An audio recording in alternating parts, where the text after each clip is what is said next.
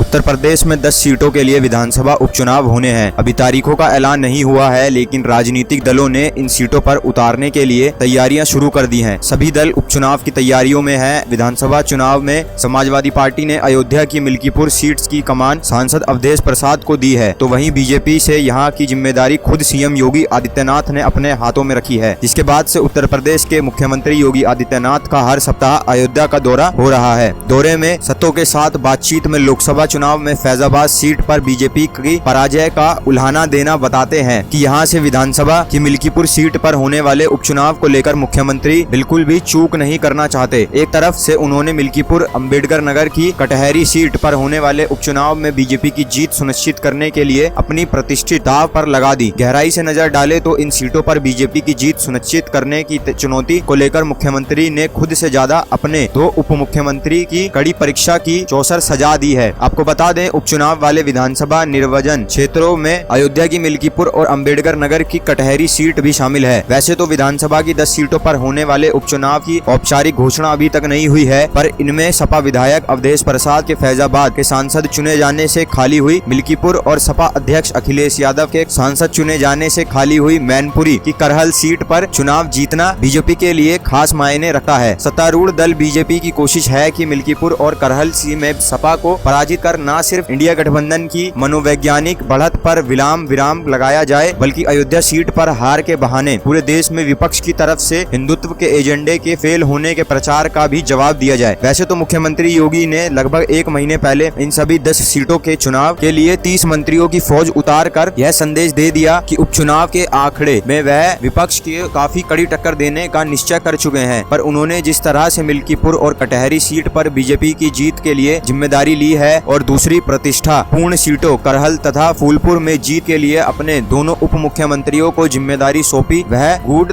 तार की ओर इशारा करते हैं। ऐसे करके उन्होंने जहां पिछले दिनों सरकार में इन दोनों सहयोगियों से चल रही खटपट की खबरों पर विराम लगाने की कोशिश की है, वहीं कार्यकर्ताओं और समर्थकों में भी उत्साह भरने की कोशिश की। यह संदेश देने की भी कोशिश की है कि लोकसभा चुनाव में अपेक्षित सीटें न मिलने से हताश और निराश होने की जरूरत नहीं है और उनके सहयोगी एकजुट होकर बीजेपी की पुरानी प्रतिष्ठित बहाली के लिए संकल्प बुद्ध हैं। यही नहीं, ऐसा करके उन्होंने विपक्ष पर भी साइकोलॉजिकल दबाव बनाने की कोशिश की है कि लोकसभा चुनाव में भले ही विपक्ष को बढ़त मिल गई हो, लेकिन उपचुनाव में बीजेपी आसानी से उसे सीट जीतने नहीं देना चाहती। वहीं राजनीतिक विश्लेषक कहते हैं कि मुख्यमंत्री ने खुद को दांव पर लगाकर चुनाव के नतीजों के बाद उत्तर प्रदेश में बीजेपी की सियासत में बड़े उलटफेर की पृष्ठभूमि तैयार कर दी। विश्लेषकों का यह भी अनुमान है कि नतीजों के आधार पर स्वाभाविक रूप से प्रदेश सरकार में शामिल सभी चेहरों की पकड़, पहुंच, लोकप्रियता की समीक्षा होगी। उसी आधार पर नए सिरे से भूमिकाएं तय होंगी। इसमें मंत्रिमंडल के पूर्ण गठन से लेकर संगठन के ढांचे में बड़े बदलाव तक शामिल हैं। जाहिर है, इस कसौटी पर मुख्यमंत्री के साथ दोनों उप मुख्यमंत्री के कद और पद भी कैसे जाएंगे, जिसके चलते भविष्य की संभावित बड़े बदलाव की संभावनाओं से इनकार नहीं किया जा सकता। आपको बता दें, उपचुनाव के ऐलान के काफी पहले से ही मुख्यमंत्री योगी आदित्यनाथ ने मिल्कीपुर निर्वाचन क्षेत्र को अपनी नाक का सवाल बना रखा था। इस सीट को लेकर योगी आदित्यनाथ अब तक कई बैठकें और जनसभाएं कर चुके हैं। लोकसभा चुनाव में फैजाबाद सीट हारने के बाद विपक्षी दल बीजेपी और मुख्यमंत्री योगी आदित्यनाथ पर खूब तंज कस रहे हैं। इस रिपोर्ट पर आपकी क्या राय है, हमें कमेंट सेक्शन में जरूर बताएं।